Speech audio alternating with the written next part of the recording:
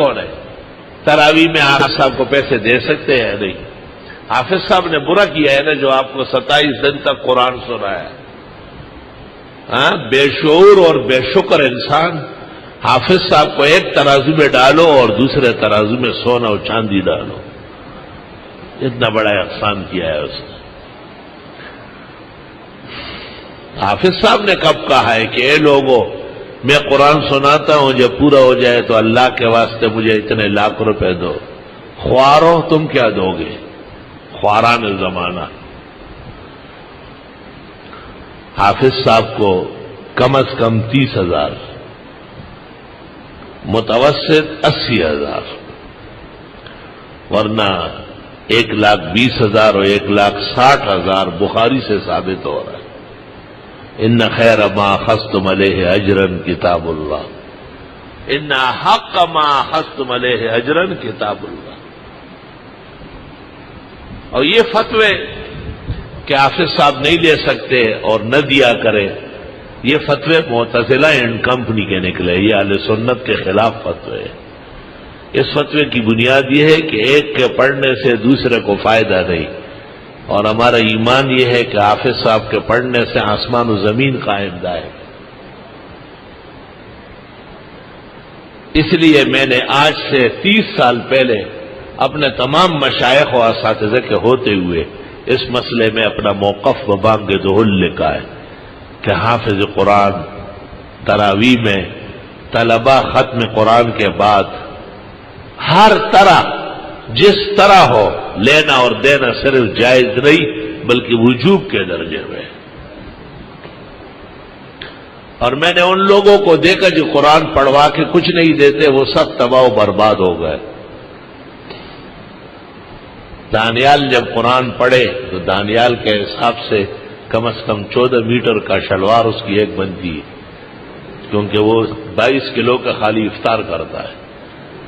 اس حساب سے اس کو ایسے جوڑے دے کہ سال بھر میں اس کو مزید سلوانے کی ضرورت نہ ہو.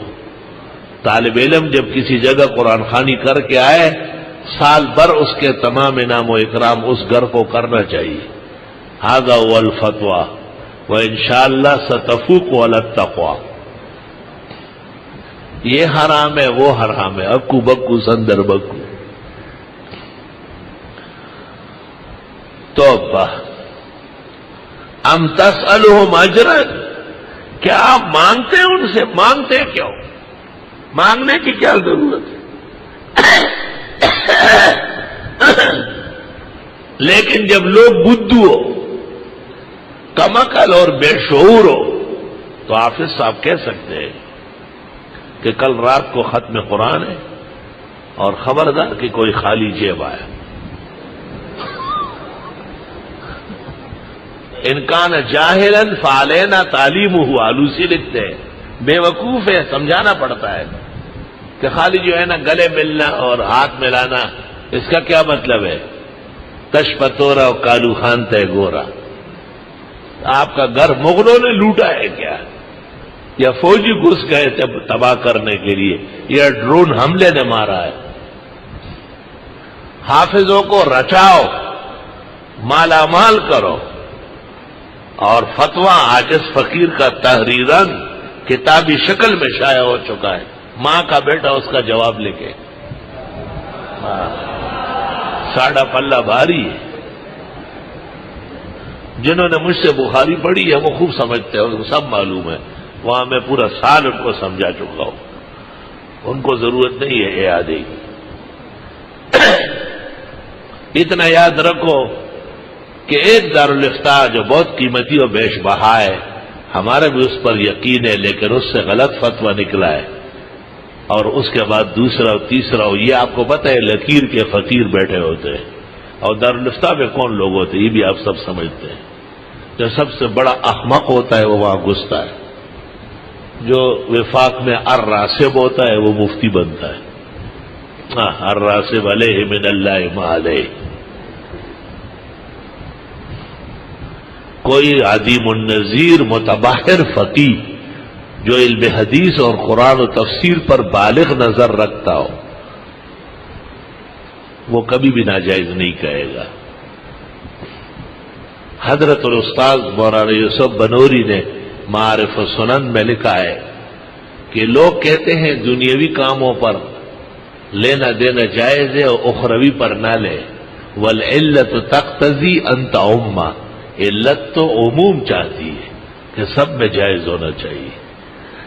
شان ورشا فیض الباری میں کہتے ہیں لوگ کہتے ہیں ایصال ثواب والوں کو نہ دے، وَأَنَا أَكُفُّ لِسَانِي عَنْهُ، میں اپنی زبان کو کنٹرول کر رہا ہوں، ناجائز نہیں کہتا ہوں۔ دیکھیں یہ متبحر علماء ہے، یہ متبحر علماء ہے۔ القاموس فی الفقہ عبدالسلام ندوی نے شائع کی ہے، اس میں نے اس کو خط لکھا تھا بہت مفصل، اللہ جزائے خیر دے، میرے خط کے اقتباسات پر فتویٰ جاری کیا ہے، اور اس نے لکھا ہے کہ لینے اور دینے والوں کے دلائل قوی ہے اور منع کرنے والوں کے دلائل پی کے کمزور بیکار ہے، فضول ہے، منع للخیر ہے نہ۔ درس، فتویٰ، پڑھانا، قرآن خوانی، تراویح مطلق سب غلط باتیں۔ جی حافظ قرآن کو نہ دے، علم تری کیف سے پڑھو، علم تری کیف قرآن نہیں ہے کیا؟ یہ تو قریب ہے کہ کلمہ کفر ہو جائے۔ علم تری کیف کون پڑھے گا؟ وہ بھی کوئی حافظ پڑھے گا؟ ہر ٹٹو اور بلو تھوڑا ہی مصلی پہ تراویح پڑھا سکتا ہے۔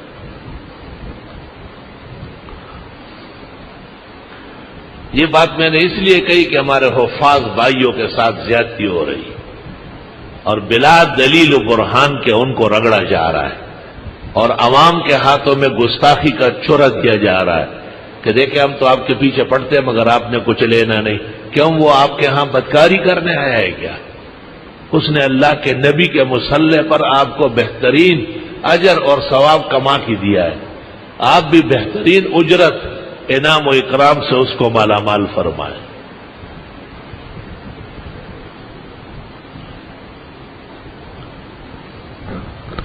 کیونکہ یہ فتاویٰ جو تمام مدرسوں سے شائع ہے ایک دوسرے کو دیکھ کے لکھا ہے، اور ان میں کوئی سوچ، فکر، عقل، دانش، شعور نہیں رکھا گیا، اس لیے یہ فتوے میرے سامنے مچھر کے پر کے برابر نہیں۔ میں ان کو فتوے سمجھتا ہی نہیں ہوں، میں ان کو اخبار جنگ کے صفحے سمجھتا ہوں۔ جب میری تحریر ان کے اوپر آ جائے گی تو جیسے چڑیا ہے باز کے سامنے تتر بتر ہو جاتی ہے۔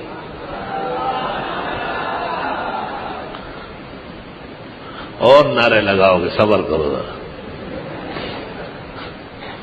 ہاں، اس کی برکت ہے کہ روز سیٹ آتا ہے تم میں نوٹ بانٹتا ہے، روز یہ تقریروں سے اس وہ جوش آیا ہوا ہے، کہتے رات کو پھر آ رہا ہوں۔ میں نے کہا آؤ، روز آؤ۔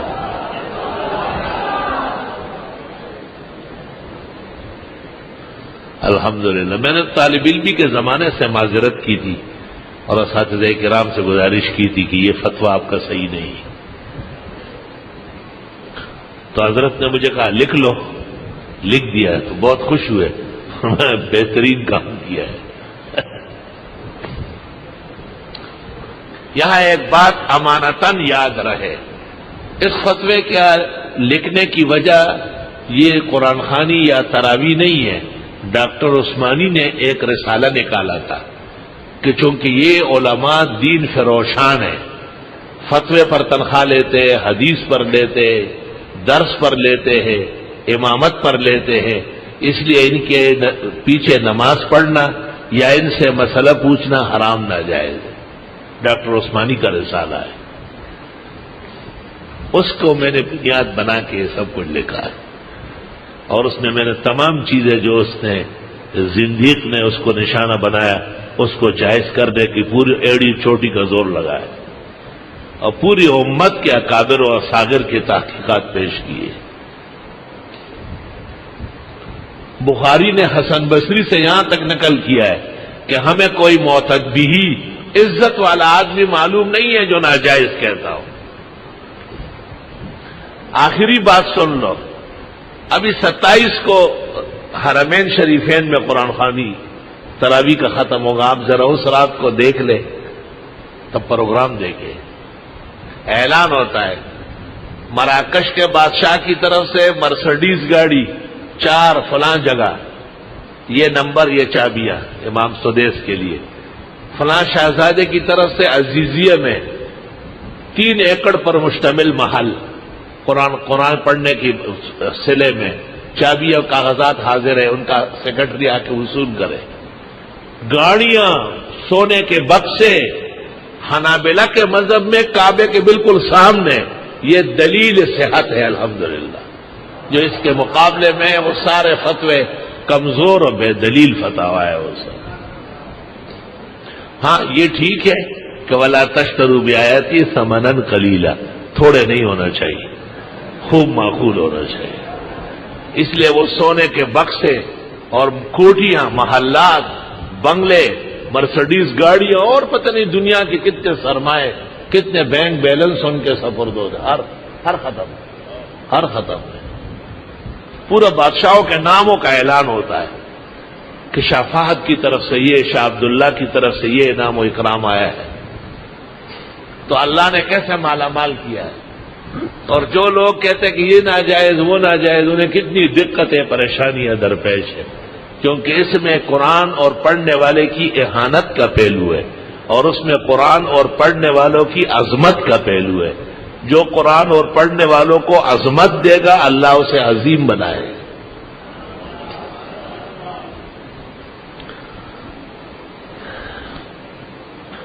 اور زیادہ کچھ کہنے کی ضرورت نہیں، کیونکہ یہ میرا فتویٰ و تحریر آپ کے حق میں ہے، اس کو ویسے بھی آپ آگے بڑھائیں گے۔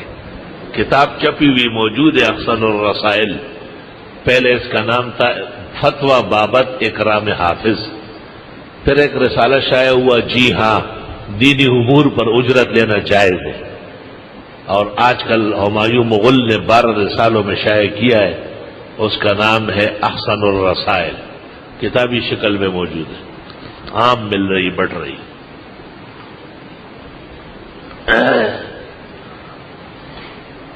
قرآن خوانی کے وقت طالب علموں کو ٹھنڈے شربت، کبھی دودھ کے، کبھی پستے بادام کے، قرآن خوانی جب مکمل ہو جائے اعلیٰ قسم کے طعام اور نوٹوں کے لفافے، اور سب طلباء کو سوٹ اور جوڑے۔ اگر یہ کر لیا گیا تو جس کام کے لیے کیا ہے وہ ہوگا، اور اگر یہ نہیں کیا تو انشاءاللہ تباہ و برباد ہوگا۔ ہاں یاد رکھنا، طالب علموں کی توہین برداشت نہیں ہے، بیک کال۔ طالب علم کسی کے باپ کے مزدور ہے، جو ان کے گھر میں 2-2 گھنٹے بیٹھے رہتے ہیں، وہ ان کے گھر کے لیے مدرسے میں آئے تھے کیا؟ وہ اپنے اللہ کے دین کا علم پڑھنے آئے۔ آپ ان کو گھر لے چلتے، قرآن خوانی کراتے، معزز مہمان کی طرح اکرام دیں گے، اور اکرام بغیر طعام، شراب، کپڑے اور پیسوں کے کوئی معنی ہی نہیں رکھتے تھا، اور کیا اکرام ہوتا ہے۔ ان خیر ما اخذتم علیہ اجرا کتاب اللہ، ان حق ما اخذتم علیہ اجرا کتاب اللہ، بخاری شریف کے اندر تقریباً 22 جگہ یہ حدیث موجود ہے۔ بعض لوگ کہتے ہیں کہ جی یہ بیوع میں لایا ہے، تو ٹھیک ہے نا، خرید فروخت کے طور پر بھی ثابت ہے۔ کبھی کہتے ہیں یہ غنائم میں لایا ہے، تو کیا فضائل قرآن میں نہیں لایا؟ کیا فضائل قرآن میں بھی تو ذکر ہوا ہے، بات ہی ختم ہو گئی۔ ام تسألهم اجرا، کیا آپ مانگتے ہیں ان سے اجرت؟ مانگے نہیں، تبلیغ والوں کی طرح چندہ نہ مانگے، بندہ مانگے کہ تو چل ساتھ۔ فہم من مغرم مثقلون، پس وہ اس کے بوجھ تلے دبے ہوئے ہیں۔ ام عندهم الغیب، یا ان کو علم غیب ہے، فہم یکتبون، پس یہ لکھ رہے ہیں۔ طالب علمی کے زمانے میں ایک سیٹ آیا اور مجھے کہا کہ طالب علموں کو لے جانا ہے قرآن خوانی کے لیے، میں گاڑیاں لے آؤں گا، چھٹی ہے، کل جمعہ ہے آپ کی، ناشتہ بھی وہیں کر لیں گے اور قرآن شریف پڑھ لیں۔ ہم چلے گئے وہاں۔ اس زمانے میں جبکہ ہمارا وظیفہ درجہ رابعہ سے دور حدیث تک صرف 11 روپے تھا، اس میں 1 ٹک کا اضافہ نہیں ہوا پورے 5 سال میں۔ ایشیا کے مقتدر ادارے میں 1 پائی اضافہ نہیں ہوا۔ اس نے 5-5 روپے بانٹے. میں نے لڑکوں سے کہا مت لے. اس نے کہا کیوں؟ میں نے کہا 50-50 دے دے. وَلَا تَشْتَرُوا بِآيَاتِي ثَمَنًا قَلِيلًا، قلیل نہیں لینا. اس نے کہا 50 روپے ایک طالب کو؟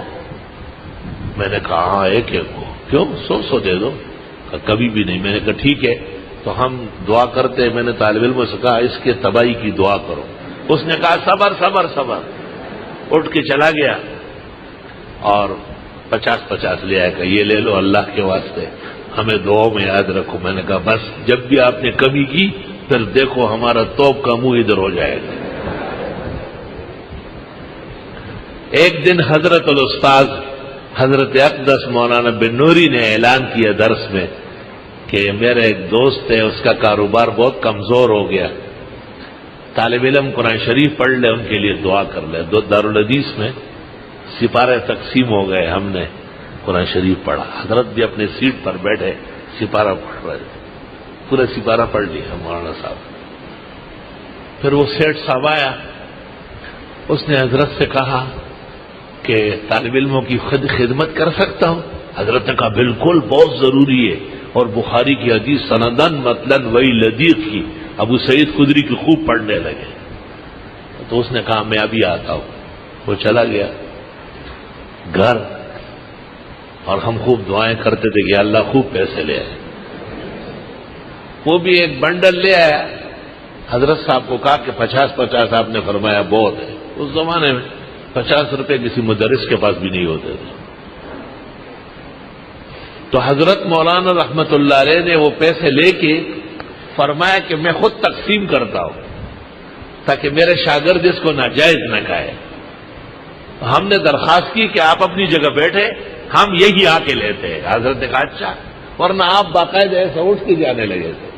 ہم نے کہا حضرت آپ اپنی جگہ تشریف رکھیں، ہم سب مل کے جو ہے ایک ایک آتے رہیں گے. حضرت مولانا کے مبارک ہاتھوں سے الحمدللہ ہم لے چکے ہیں.